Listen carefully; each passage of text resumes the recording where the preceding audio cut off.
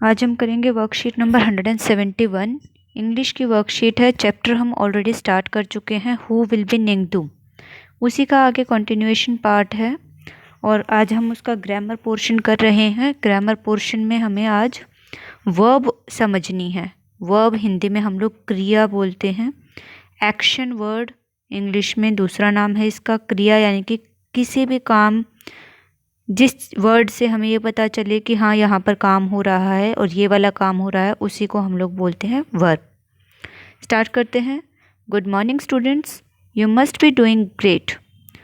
So far we have practised nouns, pronouns, adjectives and adverbs.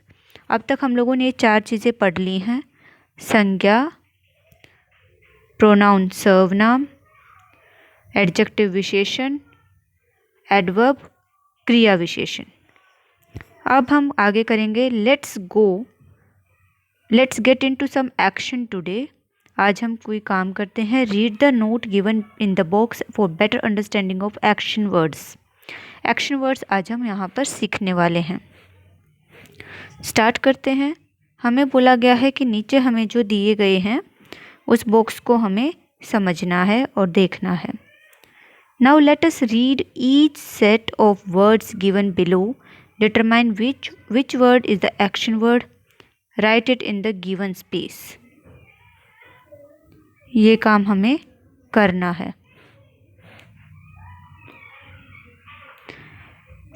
सबसे पहले हम लोग देख लेते हैं। यहाँ पर हम लोग अब देख लेते हैं एक बार कि एक्शन वर्ड्स हम डेफिनेशन क्या होती है। An action word is called a verb. Action word को ही हम लोग वर्ब बोलते हैं। इसका मतलब होता है डूइंग समथिंग, किसी काम को करना। जैसे कि एग्जाम्पल वॉक चलना, स्लीप सोना, क्लैप क्लैपिंग करना, स्माइल हंसना। तो ये यहाँ सभी जो ये वर्ड्स थे इनसे हमें पता चलता है कि यहाँ पर कोई काम हो रहा है। अब हम एक एक सेट पढ़ते जाएंगे और जो जो हमारा वर्ब है, जिस वर्ड से हमें एक्शन का पता चलता है, काम का पता चलता है, उनको हम लोग साइड में लिखते जाएंगे जो स्पेस हमें दिया गया है। फर्स्ट है हमारा बिग बड़ा, हाउस घर, जंप कूदना, ट्री पेड़। तो जंप हमारा आ जाएगा यहाँ पर, क्योंकि जंप मीन्स कूदना और जंप से हमें पता चल रहा है कि यहाँ पर काम हो रहा है। बेड, टेबल, ब्लू, सी। यहाँ पर आएगा हमारा सी, देखना। नेक्स्ट है हमारा अब काइंड, दयालु, सिंग, गाना, किंग, पॉन्ड। तो यहाँ पर हमारा आ जाएगा सिंग। सिंग मीन्स गाना। नेक्स्ट हमारा है सन, सूरज, राइट लिखना, फूड खाना, टाल तौलिया। तो हमारा यहाँ पर आ जाएगा राइट। राइट मीन्स लिखना, काम हो रहा है। बाकी सारे जो हैं वो नाउन्स हैं और ये हमारा एक्शन वर्ड है, वर्ब है। नेक्स्ट अब हम देख लेते हैं। नीचे हमें एक बॉक्स दिया गया है, हमें इसमें से सर्कल करने हैं एक्शन वर्ड्स को। तो पढ़ते जाएंगे और सर्कल करते जाएंगे। लॉन्ग लॉन्ग अगो, बहुत पुराने समय की बात है। देयर लिव्ड, लिव्ड मतलब रहना, lived a king and a queen, एक राजा और रानी रहते थे। इन कंगलेपक मणिपुर, मणिपुर में। They were loved dearly by the people, वो सभी लोगों के द्वारा प्यार उनको किया जाता था। They had 3 sons and 12 years later a daughter was born. They had, उनके 3 लड़के थे और 12 साल के बाद एक उनकी बेटी जन्मी, born. The years went by and the children grew up well.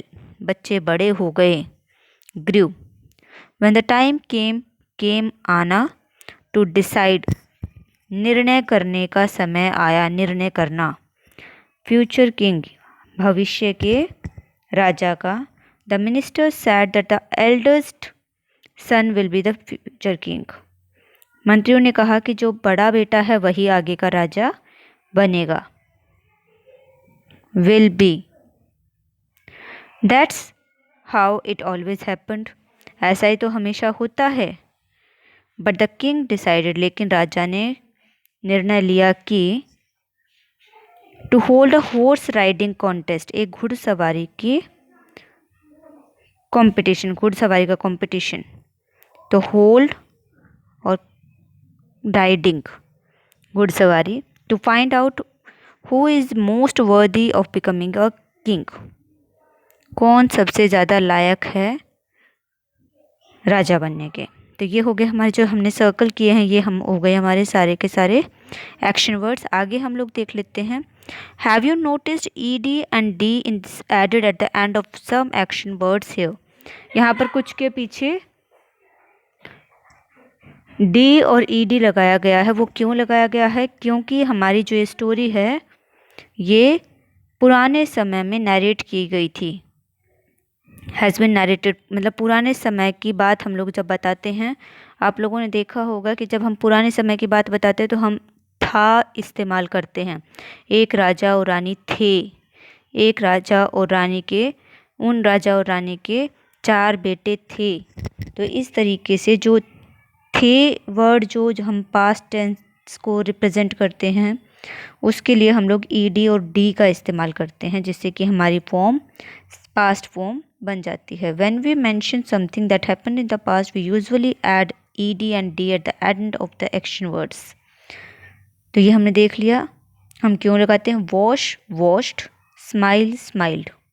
ये हो गए हमारे रेगुलर एक्शन वर्ड्स, क्योंकि सबके पीछे ही ed और d तो लगता ही है। कुछ स्टोरी में जब हम देखते हैं तो राजा ने सेट पाथ, मतलब कि हर चीज़ जैसे चलती आ रही है कि बड़ा बेटा बनेगा, बड़ा बेटा बनेगा, उस चीज़ को फॉलो नहीं किया। किस चीज़ के लिए? To decide the future king, जो भविष्य का राजा, उसे निर्णय करने के लिए। इसी तरीके से इंग्लिश लैंग्वेज में भी बहुत सारे एक्शन वर्ड्स ऐसे होते हैं जो सेट पाथ को फॉलो नहीं करते, जैसे कि रेगुलर एक्शन वर्ड्स करते हैं। मतलब कि सबके पीछे हम ed और d नहीं लगाते। कुछ वर्ड्स ऐसे भी होते हैं जो अलग तरीके से पास्ट फॉर्म में बदले जाते हैं, उनको हम बोलते हैं इर्रेगुलर एक्शन वर्ड्स। कौन कौन से हैं और कैसे कैसे हैं वो हम देख लेते हैं। प्रेजेंट टेंस बताना है, ये हमें बॉक्स दिया गया है। कुछ के प्रेजेंट टेंस लिखे हुए हैं, कुछ के नहीं लिखे हुए, कुछ के पास्ट टेंस लिखे हुए हैं, कुछ के नहीं लिखे हुए। और फिर हमें लास्ट में बताना है कि रेगुलर वर्ब कौन सी और इर्रेगुलर वर्ब कौन सी है। तो ये करके हमें अभी फिल करना है इसको। तो हम लोग देख लेते हैं। सबसे पहले हमें दिया गया है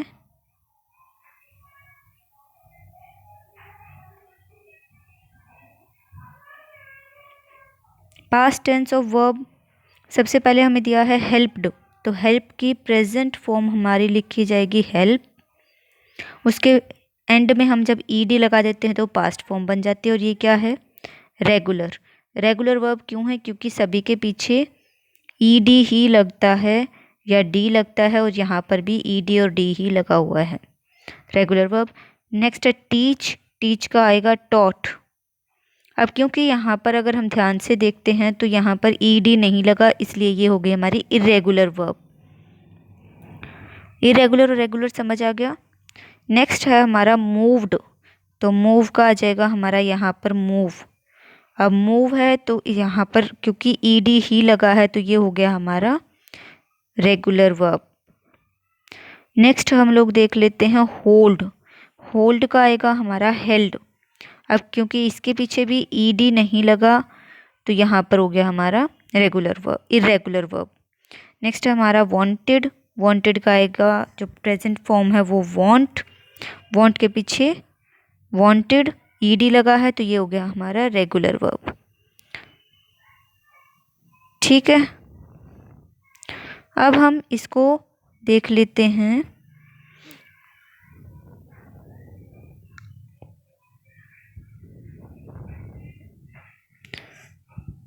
अब हमारी आती है वर्कबुक। वर्कबुक के लिए वर्कबुक में पेज नंबर 137 करना है।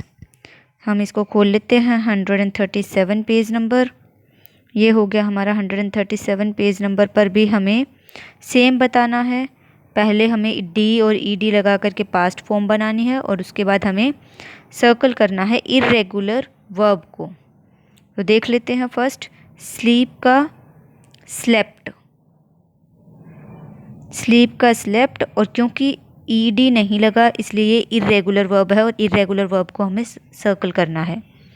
नेक्स्ट है डिसाइड, डिसाइडेड का आ जाएगा हमारे पास डिसाइडेड, तो ईडी लगा है इसलिए ये रेगुलर वर्ब हो गई हमारी। नेक्स्ट हमारे पास है ड्राइव, ड्राइव का ड्रोव,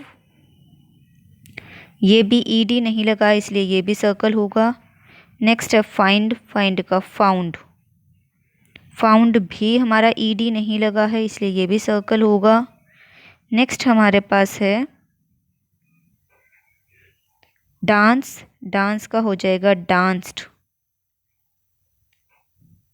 फिनिश, फिनिश्ड। नेक्स्ट है ईट, ईट का हो जाएगा हमारा एट, एट क्योंकि ईडी नहीं लगा ईट के पीछे इसलिए इसका ये भी रेगुलर वर्ब। क्राई का क्राइड, इसमें भी ईडी लगा है। टीच का टॉट, अभी हमने थोड़ी देर पहले देखा था, टीच का आएगा टॉट। अब टॉट क्योंकि यहाँ पर ईडी नहीं लगा इसलिए ये भी सर्कल होगा और यूज़ का आ जाएगा यूज्ड। तो ये हमारी यहाँ पर वर्कशीट वर्कबुक का पेज नंबर 137 कंप्लीट हो गया है। नेक्स्ट हम लोग देख लेते हैं अब पेरेंट्स के लिए क्या सजेशन दिया गया है। पेरेंट्स के लिए हमारा सजेशन दिया गया है अपने जीवन के उन अनुभवों को बच्चों के साथ साझा कीजिए जब आपके द्वारा लिए गए निर्णयों में आपके जीवन में बदलाव आया हो। इसमें आप पेरेंट्स से पूछेंगे कि आपने ऐसे क्या निर्णय लिए हैं अपनी लाइफ में जिससे कि उसके बाद से आपकी लाइफ बदल गई हो। और यहाँ हमारी वर्कशीट कंप्लीट होती है।